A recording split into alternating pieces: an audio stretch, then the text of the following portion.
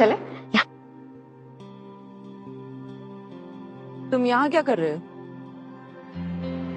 किसी का वेट कर रहा हूँ। अब उसमें भी कोई प्रॉब्लम है? हाँ प्रॉब्लम है, मुझे बदबू आती है तुम्हारी हर जगह से। अच्छा, और फिर भी आप यहाँ तक आ गए मेरे पीछे पीछे। लगता है मैं सोनिया, मैं आपके दिमाग में ना रेंट फ्री रह रहा हूँ। ओ हेलो, ज्यादा हवा में मत उड़ो। मैडम चाहे ना तो 1 सेकंड में तुम्हारी सारी फाइल फाड़ के यहीं रद्दी में फेंक दे। और तुमने कंपनी के साथ गद्दारी की है। गद्दारी? तुम पागल हो गई हो क्या?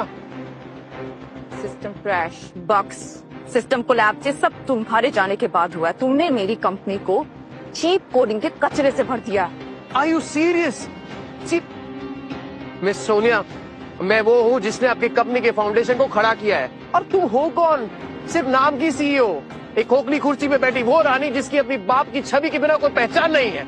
जबान संभाल के बात करो, मैडम से बात करने की तमीज नहीं है।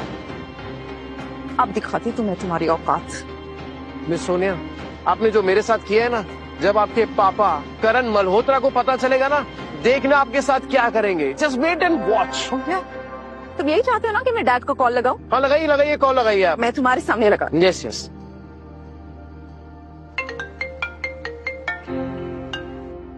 हाय सोनिया। मैंने एक कामचोर निठल्ले एम्प्लॉय को कंपनी से निकाल दिया है। मैं सोची थी मैं आपको बता दूं।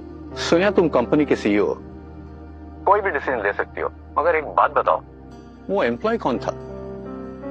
सर टेक तंत्र की डायरेक्टर अनिशा मैडम आ गई है। अर्जुन बांकर डैड। सर टेक तंत्र की डायरेक्टर अनिशा मैडम आ गई है। अर्जुन बांकर डैड। सोनिया, एक इम्पोर्टेंट मीटिंग में जा रहा हूँ, बाद में फोन करूंगा। सुन लिया, मेरे पापा के दिल में तुम जैसे एम्प्लॉय की कोई इज्जत नहीं। मुझे निकाल कर तुम लोग अपना ही नुकसान कर रहे हो। नुकसान? उल्टा तुम्हारी वजह से मेरी कंपनी को लॉस हुआ है। तुम जैसे कामचोर इंसान की वजह से लॉस ही होगा मेरी कंपनी को। क्या था? कामचोर?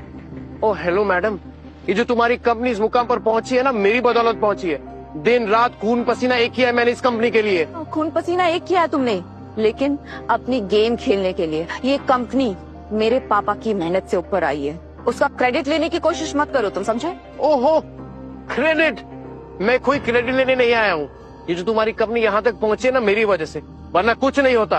और तुम ये सब बातें नहीं समझोगी। दिखावे करने वाले ना असली मेहनत को नहीं जानते। तुम्हारी वजह से मेरी कंपनी का अपमान, तुम्हें उसका फाइन भरना पड़ेगा 1 करोड़। रियली? अपमान? अरे अपमान तो उसका होता है जिसका कोई मान होता है, और ऊपर वाला जानता है कि ये कंपनी